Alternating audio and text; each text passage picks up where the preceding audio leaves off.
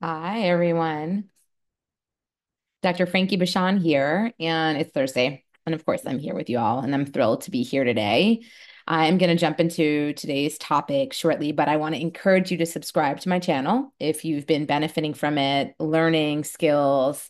If there's anything that you think anybody else could benefit from that I share here, please pass it along. Make sure to comment, like, subscribe, do all that good stuff because it's important. And it reminds me that I'm in the right place and that you're all getting something beneficial on every Thursday. So I'll keep doing it. It keeps me motivated. And for those of you that are just learning about me, seeing me for the first time, or maybe even watching a couple times, I am a clinical psychologist, a board certified sex therapist. I've been practicing for over 2 decades.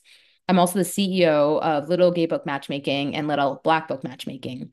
So if you are out there looking for a quality partner, struggling like so many people to find a companion that you can enjoy life with, adventure with, then you should definitely get into our network or reach out to us to learn more about how we do what we do. I know matchmaking is something new for many folks. Now that there are matchmaking shows, it's kind of more mainstream, which is exciting for me as a matchmaker since we've been around since '09. And early on, no one even knew when I would approach them and talk about my career and it would excite me and I tell them all about it and they were like, "What? I've never heard of such a thing." So finally people do have a frame of reference. So get in there, fill out a profile, reach out to us if you're interested in hiring us. You're tired of actually doing the work, whether it be swiping or you can't access high quality people that you would be compatible with, then definitely reach out to us. And we would be happy to chat with you about how we can support you in finding somebody amazing. With all of that said, again, subscribe, click below that little bell to be notified with all notifications. We come out with a new podcast every week, Love, Laughs, and Lessons, and Dr. Frankie's Talks. So I really appreciate it. Thanks so much. All right, let's do this. So today's topic is what to know before your first time having lesbian sex. No matter how long we're on Earth, there will always be moments we feel like a sheepish nervousness, almost like a teenager again. For many of us, that's how we feel about having sex for the first time. No matter how old we are, can make us nervous. Whether you've come out later in life or haven't met the right person until now, it's common to feel extra self-conscious if you think you should have been more experienced by now. As intimidating as it can feel, there really is nothing to fear. I'm going to share what to keep in mind before your first time having lesbian sex. There's no way to do it right, so you can't really do it wrong, right? Like there's just we worry about doing something wrong, and that's actually we're worrying about something that we don't need to worry about. For many people, their first time having lesbian sex is fraught with fears about performance. What if you're bad at it? What if it's obvious you don't know what you're doing? Often we feel that our identity itself will be either affirmed or invalidated by how we showed up during sex. If we aren't good at it, this lesbian sex thing, are we even really gay? That sometimes even comes up for folks. It's very normal to be nervous your first time doing anything, especially something so charged with intimacy and emotional vulnerability. That vulnerability word, right, often comes up. For some of us, our fears may also be informed by how we've experienced straight sex or sex with men. Regular heterosexual sex often follows a consistent kind of script, making out for a few minutes as foreplay, maybe oral sex, and then some amount of penetration before the penetrating partner orgasms and the encounter is over. We may feel like we don't yet know the accompanying script or normal flow of lesbian sex, and we panic about how to navigate without one.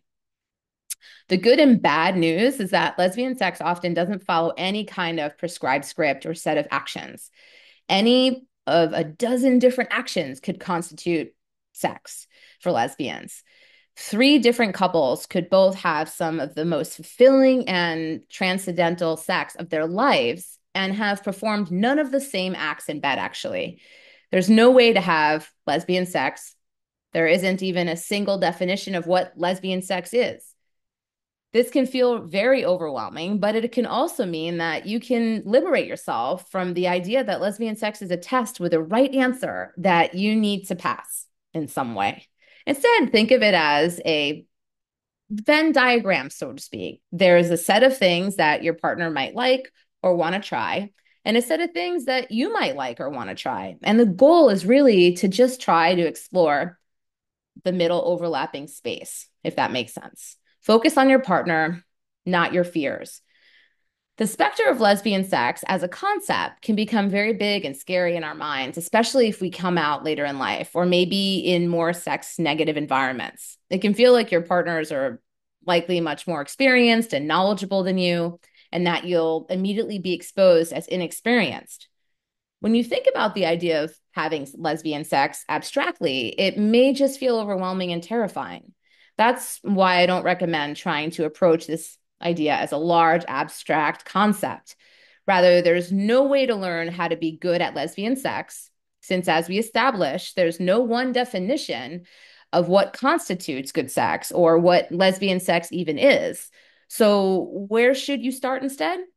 In many ways, even people who have been out for 20 years are having lesbian sex for the first time regularly because every new partner has a totally new set of needs, desires, boundaries, and preferred bodily sensations. In fact, one of the most surefire ways to be bad at lesbian sex is to assume that everyone likes the same things that your last partner or you like.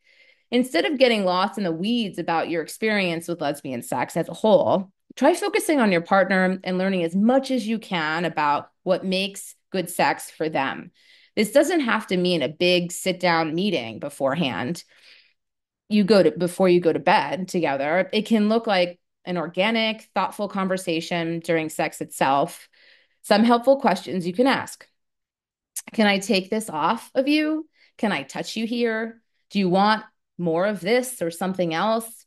Do you want this softer or harder, faster or slower, or more like this? Can you show me how you like it? Pay attention to what makes them gasp or moan. You want to listen for their sounds and their body language feel stiffer or less responsive. If their body language stiffens up and feels less responsive, okay, you know that you need to shift a little, right? So listen to their words and their gestures. A good partner will tell you how to touch them, how to move your hand to the place they want it, and let you know enthusiastically when something feels really, really good to them. You don't need to have solved the Rubik's Cube of all lesbian sex. You just need to bring some awareness to what feels good for this person. Let yourself notice what you really want.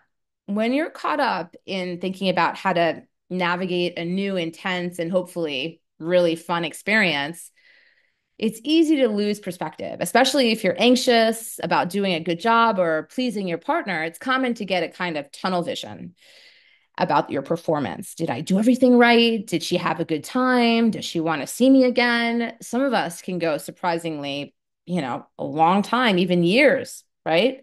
Without really considering whether the lesbian sex we're having is actually good for us. Check in with your partner and what they want is most important and key. But don't forget about what you want.